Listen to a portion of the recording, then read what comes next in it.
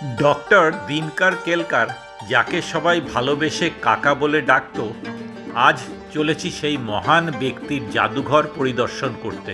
So once again welcome back to our channel the family gather. Government of India 1981-এ doctor Dinkar কেলকারকে Padmashri award দিয়ে সম্মানিত করে। তিনি ছিলেন একজন doctor, writer, editor, art collector and historian. এখানে প্রবেশ মূল্য লাগলো 100 টাকা, আর ফটোগ্রাফির জন্য আরও 100 টাকা দিতে হলো। ফরেনারদের প্রবেশ মূল্য জনপ্রতি 300 টাকা। ঢুকেই টিকিট কাউন্টারের সামনেই দেখতে পাচ্ছি ডক্টর দিনকার কেলকারের মূর্তি। পাবলিক হলিডেজ ছাড়া মিউজিয়ামটি সকাল 10টা থেকে বিকেল 5:30 পর্যন্ত প্রতিদিনই খোলা থাকে। এখানে দেখতে পাচ্ছি মিউজিয়ামটি কিভাবে পরিদর্শন করতে হবে তার একটা ডিটেলস ফ্লোচার্ট রয়েছে। শুক্রবার পেটে বাজিরাও রোডে অবস্থিত 1962-তে প্রতিষ্ঠিত এই জাদুঘরে ভাস্কর্য, পেইন্টিং, হস্তশিল্প সহ 20,000-এরও ওপর বস্তুর সংগ্রহ আছে, যার মধ্যে মাত্র 2,500টি প্রদর্শিত রয়েছে।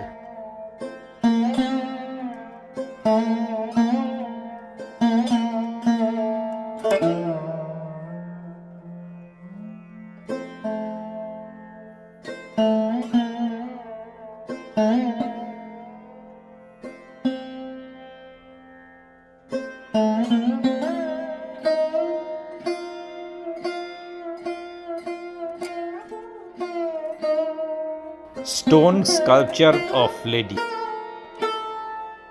বিশাল বড় একটা প্রদীপের স্ট্যান্ড, পাশে আইভরির দুটি গণেশজির মূর্তি, একটিতে আশীর্বাদের মুদ্রায় আর অন্যটিতে নৃত্যের ছন্দে রয়েছেন। অপূর্ব দুটি কাঠের কারুকার্য করা জানালা।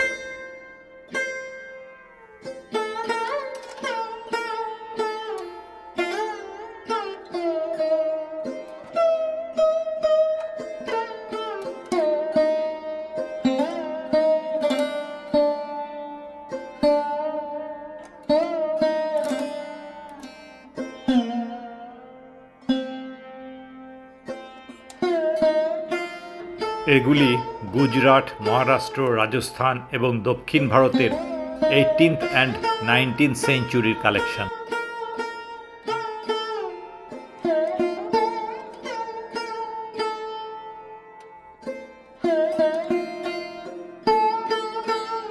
স্যান্ডেলউডের ডাউরি বক্স। রাজস্থান, গুজরাট, হিমাচল প্রদেশে ব্যবহৃত 18th 19th সেঞ্চুরির সিলভার জুয়েলারি। এগুলি রোজ ওয়াটার স্প্রিংকলার্স।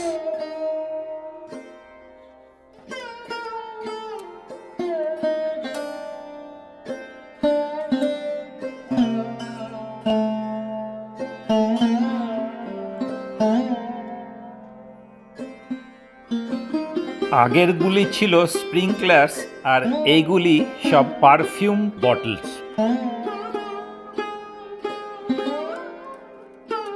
উডেন কুমকুম বক্স।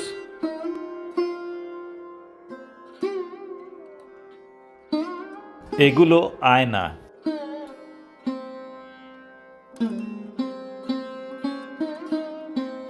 এটা মীনাক্ষী দেবীর মূর্তি আর সূক্ষ্ম খোদাই করা রাশিচক্র। এটা পঞ্চমুখী মারুতি।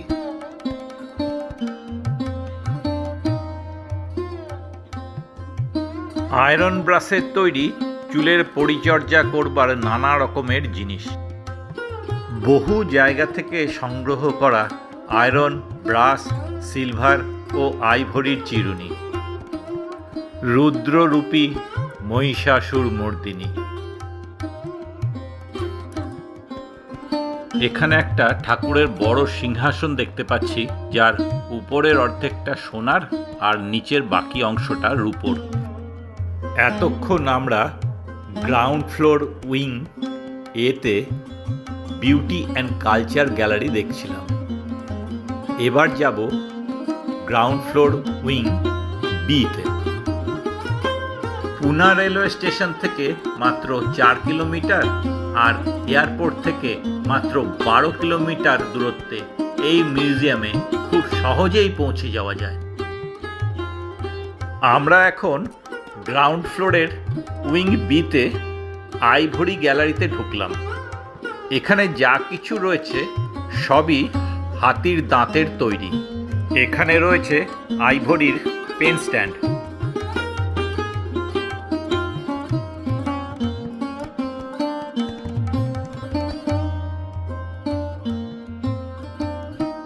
এসব হচ্ছে পাশার গুটি ও বোর্ড, সবই আইভরির।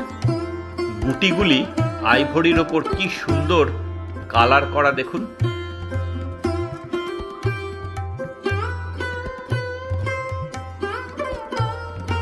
দেখুন আইভরির দাবার বোর্ডের ওপর কালারফুল গুটিগুলি সাজানো রয়েছে।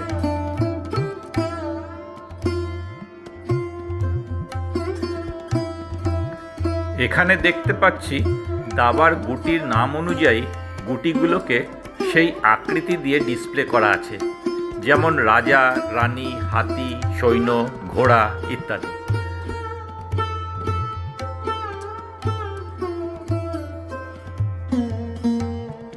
বিশাল বড় আইভরির শ্রীরামের মূর্তি।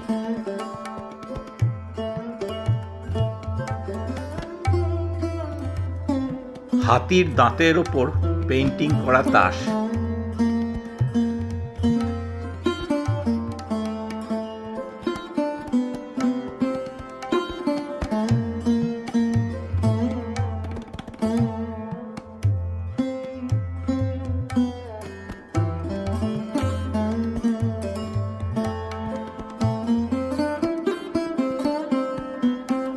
দেখুন কি অসাধারণ কারুকার্য।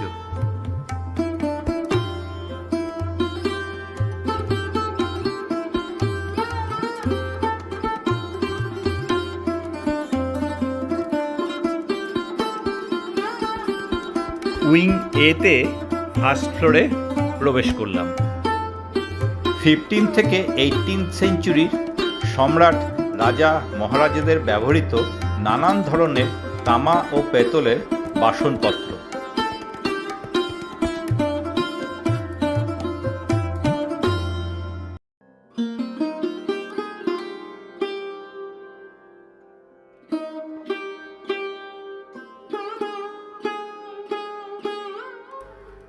এখানে সব নানা প্রকারের সার্ভিং স্পুন রাখা আছে, যেমন ঘি, স্যুপ, রাইস সার্ভ করার জন্য। এগুলি সব আটা, ময়দা, ছানার খাবার তৈরির ছাঁচ। দেখুন কত বড় লেমন স্কুইজার। চাকি, বেলনি আর লম্বা ডান্টিগুলি লস্যি বানানোর জন্য ব্যবহৃত হতো। তখনকার দিনে নুডলস বা সিমুই তৈরি করবার মেশিন। নানান ধরনের বটি। সেই সময়কার বটিগুলোর ডিজাইন দেখুন। এগুলো মশলা রাখার পাত্র, স্পাইস বক্স।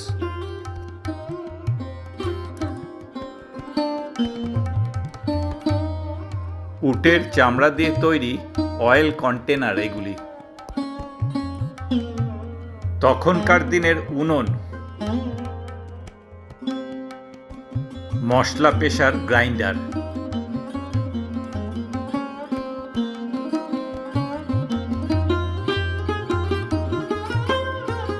এখন এলাম স্পেশাল এক্সিবিশন গ্যালারিতে। ডক্টর দিনকার কেলকার প্রায় 60 বছরেরও বেশি সময় ধরে ভারতের বিভিন্ন জায়গা থেকে প্রত্নবস্তু সংগ্রহ করেছিলেন। তার একমাত্র পুত্র রাজার অকাল মৃত্যুতে তিনি তার এই সংগ্রহশালা ছেলের উদ্দেশ্যে উৎসর্গ করে এই মিউজিয়ামের নাম রাখেন রাজা দিনকার কেলকার মিউজিয়াম। ডক্টর দিনকার কেলকারের জীবনের লক্ষ্য ছিল ভারতীয় লোকশিল্প এবং কারুশিল্পের সেরা সংগ্রহ করে ভারতের ঐতিহ্যের এবং বৈচিত্র্যের সাথে সংযোগ স্থাপন করা।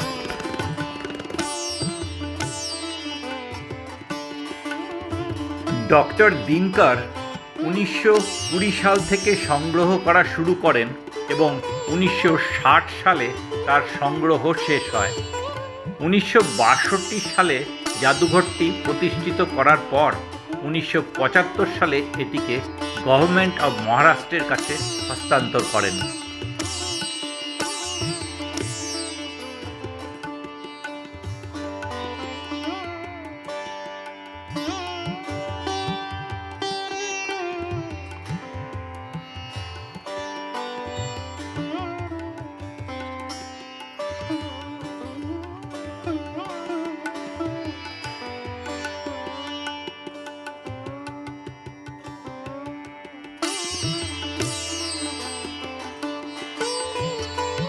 যুদ্ধের সময় ব্যবহৃত লোহার তার দিয়ে বোনা বর্ম।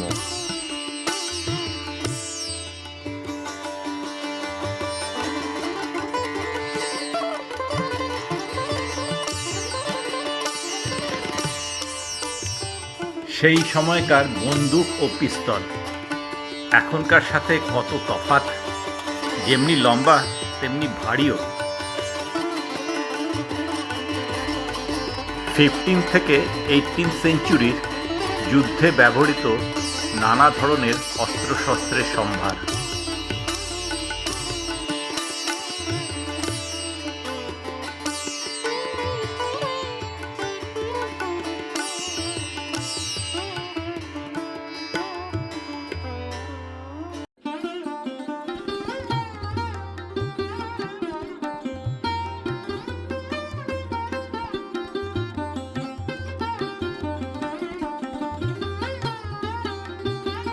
আমরা এখন ফার্স্ট ফ্লোরে টেক্সটাইল গ্যালারির প্রদর্শনী দেখছি।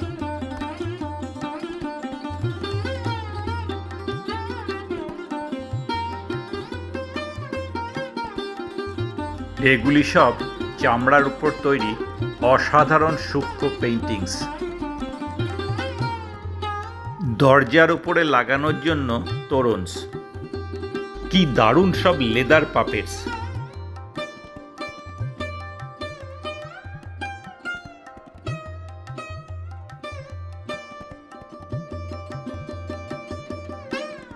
পাখাগুলো দেখুন, কি অপূর্ব সেলাইয়ের কাজ করা।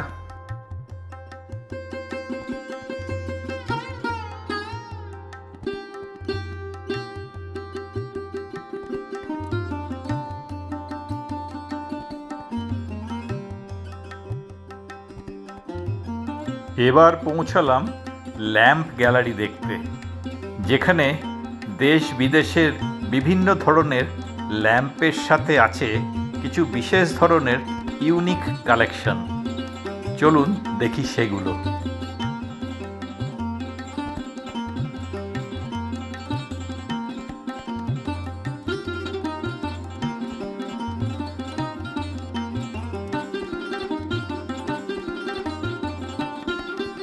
এখানে এক্সেপশনাল আর রেয়ার কালেকশন অফ ল্যাম্পস আছে, সত্যি অতুলনীয়।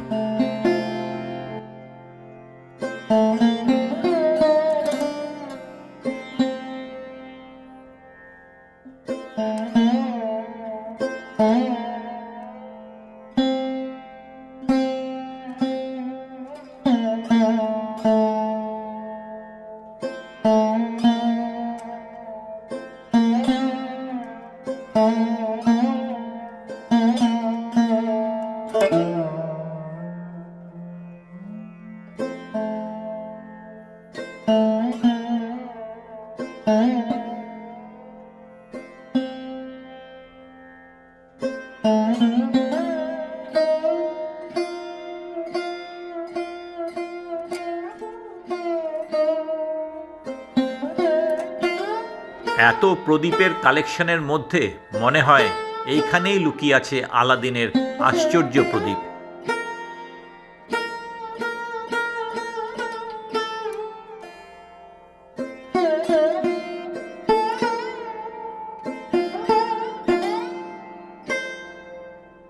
ল্যাম্পগুলির সাথে জড়িয়ে থাকা নকশা শিল্পকলা ও নির্মাণ কৌশল আমাদের সেই সময়কার ঐতিহ্যকে বুঝতে সাহায্য করে।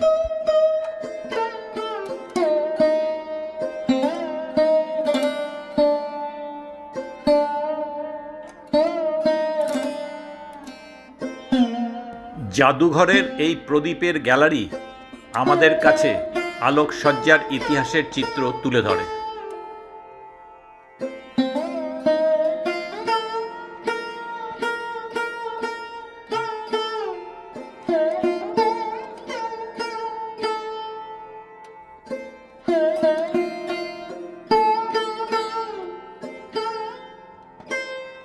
এখানে ডিসপ্লে করা বস্তুগুলো দেখে একবারও কি মনে হচ্ছে বিরাট একটা এগুলো নাটকের লক? কি ইউনিক, তাই না?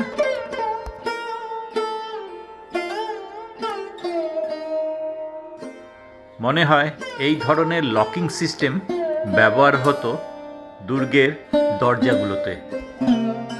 এগুলো রাজা বাদশাদের সময়কার ইঙ্ক পট।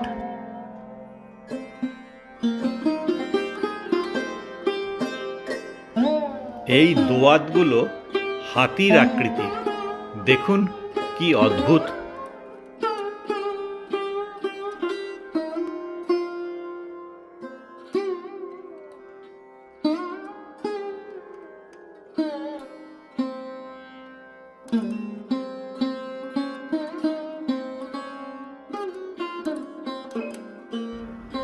এগুলো লাইম কন্টেনার্স।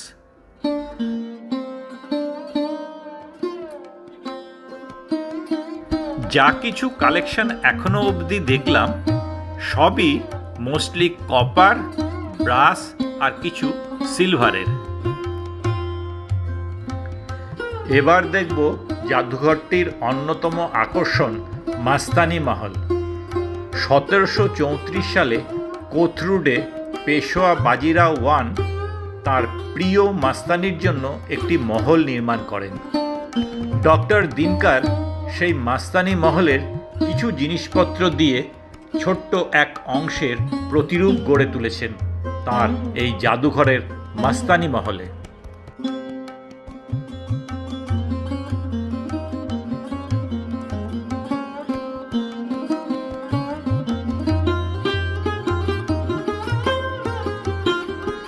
সেই গ্র্যান্ড ঝাড়বাতি, বিলাসবহুল সাজসজ্জা, আর্টিস্টিক পেন্টিংস ইতিহাসের পাতা উল্টিয়ে মনের ক্যানভাসে চিত্রিত করে বাজিরাও পেশোয়া ও তার প্রিয় মাস্তানির মধ্যে সেই প্রেমের গল্পকে।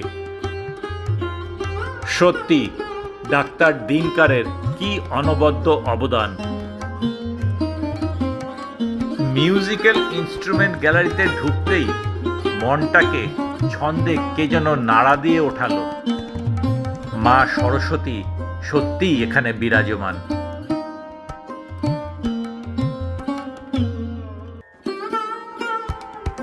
সঙ্গীত সৃষ্টির ক্ষেত্রে বাদ্যযন্ত্রের ভূমিকা অপরিসীম।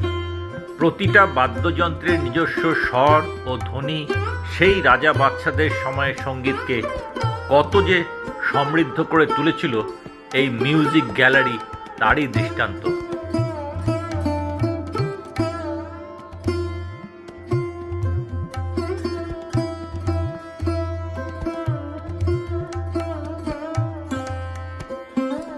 সুর, তাল ও লয়ের সমন্বয়ে মিউজিককে সঠিকভাবে প্রকাশ করতে সাহায্য করত এই সব রাজঘরানার অসাধারণ সব বাদ্যযন্ত্র।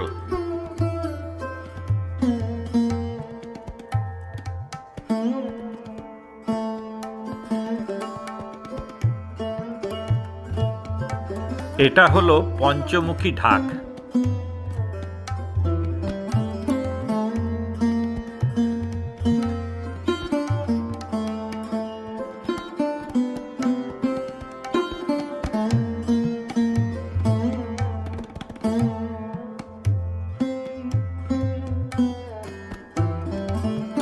ইতিহাস উৎসাহী আর্ট লাভার্স এবং ভারতীয় সংস্কৃতিতে আগ্রহী সকলের কাছে এই জাদুঘরটি একটি রত্ন ভাণ্ডার।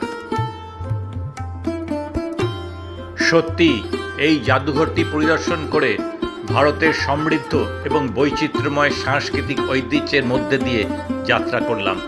বর্তমানে মিউজিয়ামটি মহারাষ্ট্রের প্রত্নতত্ত্ব বিভাগের তত্ত্বাবধানে আছে। আশা করি এই মিউজিয়ামের ভার্চুয়াল ট্যুরের মাধ্যমে আপনাদের ভারতের গৌরবময় ঐতিহ্যের সাথে খানিকটা পরিচয় করাতে পারলাম।